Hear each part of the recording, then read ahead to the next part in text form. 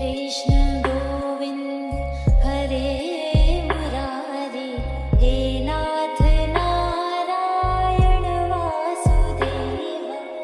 बोलिए श्री लक्ष्मी नारायण भगवान की जय। भगवान श्री लक्ष्मी नारायण आप सब पर और आपके परिवार पर अपनी कृपा सदैव बनाए रखें। आज मैं इस वीडियो में आपको अजा एकादशी की वो पौराणिक कथा सुनाने जा रही हूँ जो श्री कृष्ण जी ने अर्जुन को सुनाई थी। कृपा करके कथा समाप्त होने के बाद कमेंट बॉक्स में श्री लक्ष्मी नारायण भगवान की जय अवश्य लिखिएगा। आइए श्री लक्ष्मी नारायण जी के चरणों का ध्यान करते हुए इस पावन कथा को सुनते हैं। अर्जुन ने भगवान श्री कृष्ण जी से कहा, हे माधव, आप कृपा करके मुझे भाद्रपद माह के कृष्ण पक्ष की एकादशी के विषय में भी बतलाइए। इस एकादशी का क्या नाम है तथा इसके व्रत का क्या विधान है? इसका व्रत करने से किस फल की प्राप्ति होती है? श्री कृष्ण जी ने कहा, हे कुंती पुत्र, भाद्रपद माह के कृष्ण पक्ष की एकादशी को अजा एकादशी कहते हैं। इस व्रत को करने से सभी पाप नष्ट हो जाते हैं। अंत समय वैकुंठ धाम की प्राप्ति होती है। इस लोक और परलोक में मदद करने वाली इस एकादशी व्रत के समान संसार में दूसरा कोई व्रत नहीं है। इस एकादशी व्रत की कथा के श्रवण मात्र से ही अश्वमेध यज्ञ के फल की प्राप्ति होती है। अब ध्यान पूर्वक इस एकादशी कथा का श्रवण करो। पौराणिक काल में भगवान श्री राम के वंश में अयोध्या नगरी में एक चक्रवर्ती हरिश्चंद्र नामक एक राजा थे। राजा अपनी सत्यनिष्ठा और ईमानदारी के लिए प्रसिद्ध थे। एक बार देवताओं ने इनकी परीक्षा लेने की योजना बनाई और इंद्र ने महर्षि विश्वामित्र को हरिश्चंद्र की परीक्षा लेने के लिए कहा। इंद्र के कहने से महर्षि विश्वामित्र जी ने राजा हरिश्चंद्र को योग बल से एक ऐसा स्वप्न दिखलाया कि राजा स्वप्न में ऋषि को सब राज्य दान कर रहे हैं। दूसरे दिन महर्षि विश्वामित्र अयोध्या आए और अपना राज्य मांगने लगे। स्वप्न में किए दान को भी राजा ने स्वीकार कर लिया और विश्वामित्र जी को सारा राज्य सौंप दिया।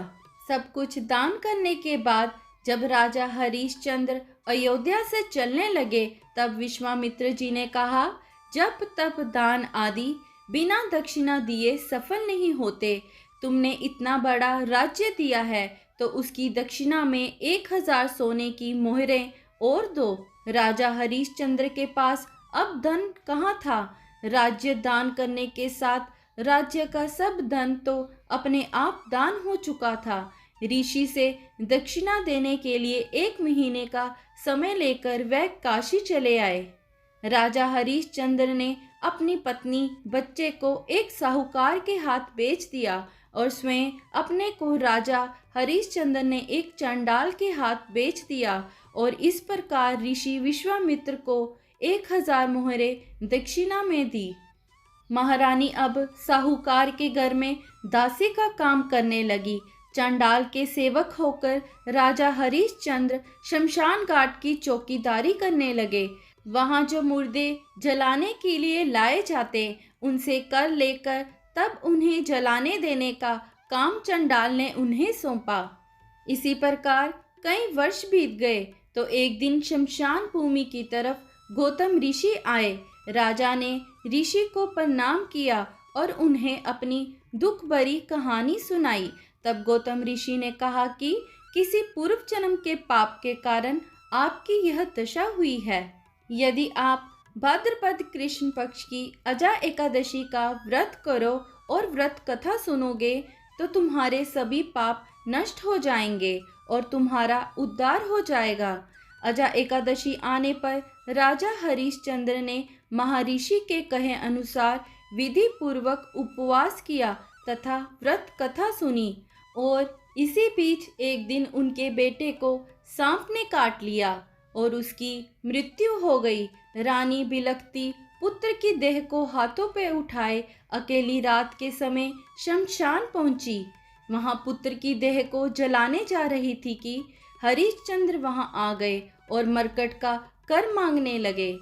बेचारी रानी के पास तो पुत्र की देह ढकने को कफन तक नहीं था। उन्होंने राजा के स्वर को पहचान लिया और गिड़गिड़ा कर कहने लगी, महाराज, यह तो आपका ही पुत्र है जो मरा पड़ा है। मेरे पास कर देने के लिए कुछ नहीं है। राजा हरिश्चंद्र को बड़ा दुख हुआ, किंतु वह अपने धर्म पर स्थिर बने रहे। उन्होंने कहा, रानी, मैं यहाँ चांडाल का सेवक हूँ। मेरे स्वामी ने मुझे कह रखा है कि बिना कर दिए कोई यहाँ मुर्दा ना जला पावे। मैं अपने धर्म को नहीं छोड़ सकता। तुम मुझे कुछ देकर पुत्र की देह जलाओ। रानी फूट फूट कर रोने लगी और बोली, मेरे पास तो यही एक साड़ी है जिसे मैं पहने हुए हूँ। आप इसी में से आधा ले लें। जैसे ही रानी अपनी साड़ी फाड़ने चली, वैसे ही वहाँ भगवान नारायण, इंद्र, धर्मराज आदि देवता और महर्षि विश्वामित्र प्रकट हो गए। महर्षि विश्वामित्र ने बताया कि तुम्हारा पुत्र मरा नहीं है। यह सब तो ऋषि ने योग माया से दिखलाया था। राजा हरिश्चंद्र को खरीदने वाले चांडाल के रूप में साक्षात धर्मराज थे। अजा एकादशी व्रत के प्रभाव से तुम्हारे पाप नष्ट हो गए। उनका मृतक पुत्र जीवित हो गया तथा अपनी पत्नी को राजसी वस्त्र तथा आभूषणों से परिपूर्ण देखा। व्रत के प्रभाव से राजा को पुनः अपने राज्य की प्राप्ति हुई और अंत समय में हरिश्चंद्र अपने परिवार सहित स्वर्ग लोक को गए। श्री कृष्ण जी अर्जुन से कहते हैं, हे राजन, जो मनुष्य इस उपवास को विधि पूर्वक करते हैं तथा व्रत कथा सुनते हैं और रात्रि जागरण करते हैं, उनके सभी पाप नष्ट हो जाते हैं और अंत में वह स्वर्ग को प्राप्त होते हैं। यह थी भाद्रपद कृष्ण पक्ष की अजा एकादशी की व्रत कथा। आइए सब मिलकर बोलते हैं, श्री लक्ष्मी नारायण भगवान की जय। आप सबका दिन शुभ रहे। धन्यवाद।